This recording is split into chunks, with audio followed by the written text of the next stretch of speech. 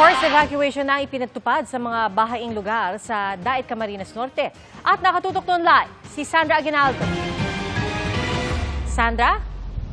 Yes, Pia, narito ako ngayon sa Bagasbas Beach at ito po ay kilalang surfing destination pero ngayon po ay masasabing mas malaki na talaga ang alon dahil na rin po sa bagyong Pipito. At kanina, mula pa yan kahapon, Pia, ay nagsagawa ng forced evacuation ng lokal na pamahalaan. Lalo't inaasahan po ang daluyong dito na posibleng umabot ng 2 hanggang 3 meters. Sinabing forced evacuation sa pilitan.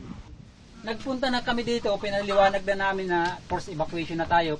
Kasama ang barangay San Isidro sa bahaing lugar sa Daet, Camarines Norte. Nagbahay-bahay na ang mga otoridad para piliting lumikas ang mga residente. Ikalawang araw na raw nilang pinuntahan ang tirahang ito. Ngayon din po. Hindi na po, wala na po nga ayusin. May sasakyan na po kaming kasama ngayon para lahat po ng abutan namin dito, isasama na talaga namin.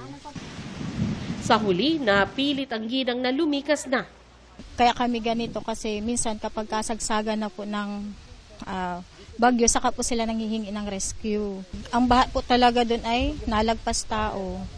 Mahirap na po mag-rescue. Ang pamilya ni Aling Aurora ayaw sanang lumikas dahil mas komportable raw sa bahay. May mga palay kami dyan, may mga hayop. Ay kailang sabi po ng yung forced evacuation po, kaya susunod na lang po. Nagpasya si Aling Aurora na makitira muna sa bahay ng kaanak sa bayan.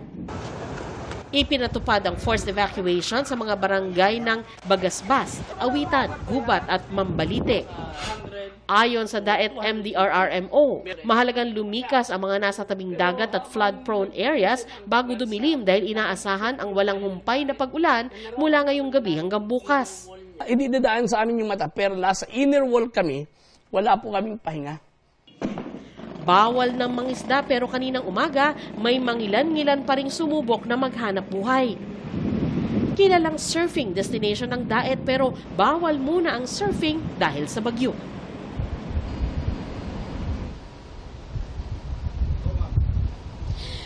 Pia, dito sa aking kilalalagyan, makikita nyo yung malakas na alon ngayon. At sa Camarines Sur naman, partikular sa Naga City, ay nagpatupad ng curfew simula tanghali ngayong araw until further notice. Ayon kay Mayor Nelson Legacion, kailangan manatili ang lahat sa kanilang mga bahay o evacuation center. Sarado rin muna ang mga negosyo. Hindi kasama sa curfew ang emergency responders at mga barangay at CDRRMC personnel. Ayon sa Office of Civil Defense, kabilang sa nakararanas ng storm surge sa Region 5 ang Catanduanes, Tiwi, Malinaw, Rapu-Rapu at Legazpi City. Yan muna, Pia, ang pinakahuling ulat mula dito sa Daet. Pia? Sandra, kita namin yung lakas ng hangin at pati na rin yung lakas ng alon. Mag-ingat kayo at maraming salamat, Sandra Aguinaldo.